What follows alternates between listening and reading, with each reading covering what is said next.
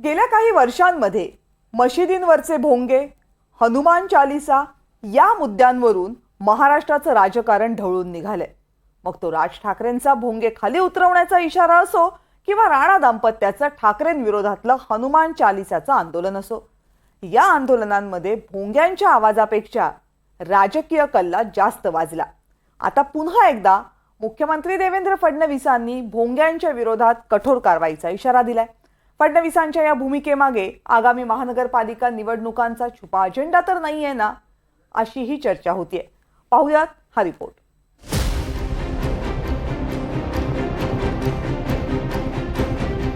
कोणालाही सरसकट या ठिकाणी भोंग्यांची परवानगी देण्यात येणार नाही। धार्मिक स्थळांवरील भोंग्यांवरून मुख्यमंत्री देवेंद्र फडणवीसांच्या या भूमिकेमुळे पुन्हा एकदा भोंग्यांचं राजकारण तापण्याची चिन्ह आहे। या ठिकाणी उल्लंघन होईल। 55 डेसिबल आणि 45 डेसिबलचं त्यांना पुन्हा परवानगी देण्यात येणार नाही।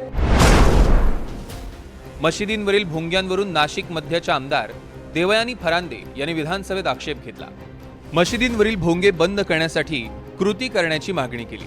यावर फडणवीसांनीही कठोर कारवाईचे आदेश दिले। भोंग्यांच्या आवाज मर्यादेचं पालन करावंच लागेल असं फडणवीसांनी ठणकावून सांगितलंय।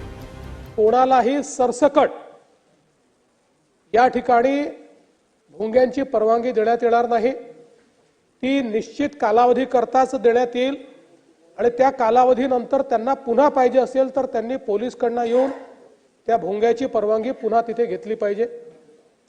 दुसरं, या ठिकाणी उल्लंघन होईल। 55 डेसिबल आणि 45 डेसिबलचं त्यांना पुन्हा परवानगी देण्यात येणार नाही।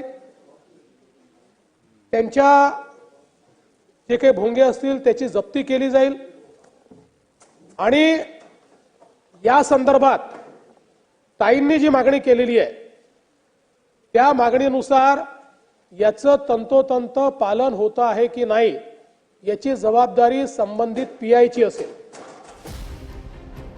मात्र मशिदींवरील भोंग्यांनाच टार्गेट करण्याबाबत विरोधकांनी नाराजी व्यक्त केली आहे। कोर्टानं कोणत्याही एका जातीचा उल्लेख केला नसल्याचं विरोधकांनी म्हटलंय।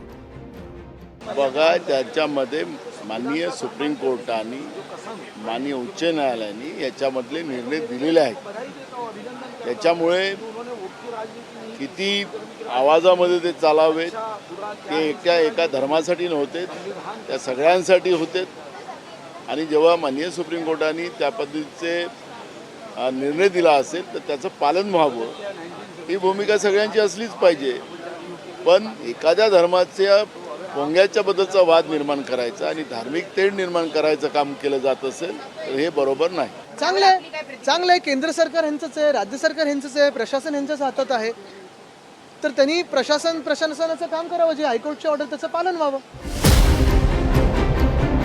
महापालिका निवडणुका तोंडावर असतानाच विधानसभेत भोंग्यांच्या वादाचा सूर उमटलाय। मात्र भोंग्यांबाबत कायदा काय सांगतो तेही पाहूया। प्रशासनाच्या लेखी मंजुरीशिवाय भोंगा किंवा लाऊडस्पीकर लावता येत नाही। सभागृह किंवा आपत्कालीन परिस्थिती वगळता रात्री 10 ते सकाळी 6 वाजेपर्यंत मनाई आहे। सांस्कृतिक कार्यक्रम किंवा सणांच्या वेळी रात्री 10 ते 12 पर्यंत परवानगी मिळू शकते। औद्योगिक परिसरात दिवसा 75 डेसिबल आणि रात्री 70 डेसिबल आवाजाची मर्यादा आहे। व्यावसायिक परिसरात दिवसा 65 डेसिबल आणि रात्री 55 डेसिबल आवाजाची मर्यादा आहे। रहिवासी क्षेत्रात दिवसा 55 डेसिबल आणि रात्री 45 डेसिबल आवाजाची मर्यादा आहे। तर सायलेन्स झोनमध्ये दिवसा 50 तर रात्री 40 डेसिबल आवाजाची मर्यादा आहे। यापूर्वी राज ठाकरेंनी मशिदींवरील भोंग्यांवरून रान पेटवलं होतं। राज ठाकरेंनी थेट मशिदींवरील भोंगे उतरवण्याचीच मागणी केली होती।